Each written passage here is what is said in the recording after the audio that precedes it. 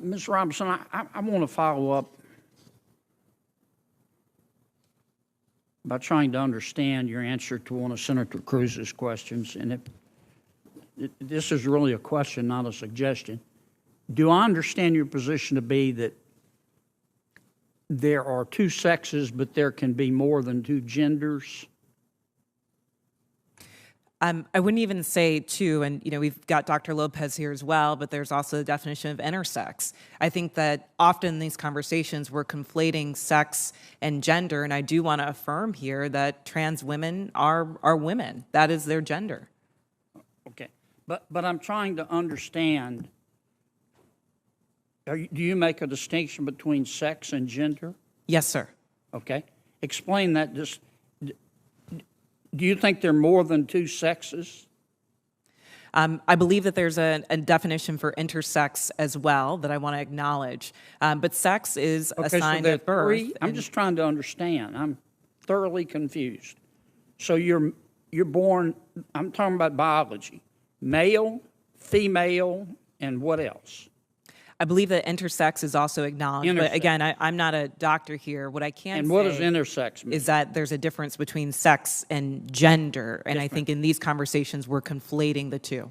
Well, but I want to start with sex. Okay, there's male, there's female. When a baby's born, before the baby has had time to even have a sense of self, there's male, female, and intersex. There's a third sex. I believe that is true, but I would defer to Dr. Lopez as I'm not a physician. Okay. And how many genders are there? I think the gender is expansive, and the definitions are always growing. Today I can tell you, I talk to young people that talk about non-binary as more than five. I think the gender is not a binary, is what I'm trying to say. Are there more than five genders? I'm just trying to understand. Are there more than five genders? Well, I think that there was a time where women wearing pants didn't feel like it was appropriate for their gender, and yet I'm wearing pants today. I think that there are ways that we express our gender that are expansive. Are there more than five? I wouldn't subject myself to naming how many genders there are, but what I can say is that gender is a reflection. Number? Excuse me? There's an infinite number of genders? I think depending on your culture, there are a lot of different genders that exist. And I can also say that it's a term that's evolving. If you look at young people today, they really don't lean into the binary of only woman and man. So I think that it's incumbent upon us not to legislate on this, but create space for them to explore what their identities are, what their gender identities are. Let's get back to athletics. I think I understand what you're saying. There are three sexes: male, female, and intersex. I believe that to be true, but again, I'm not a physician. And there are an infinite number of genders, because gender is a mental state.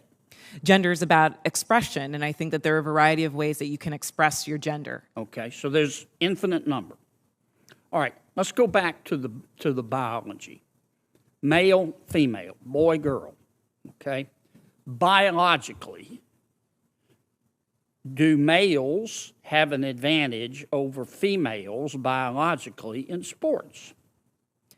Again, I'm not a physician, and I can't speak to that. A heated Senate hearing turned intense when Senator John Kennedy pressed witnesses on the controversial debate surrounding biological sex, gender identity, and fairness in sports. I can't speak to that.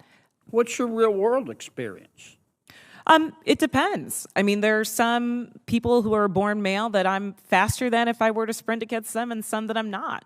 Some males that are taller than some women, and some that are shorter. You don't believe that a biological male has a physical advantage in sports over a biological female?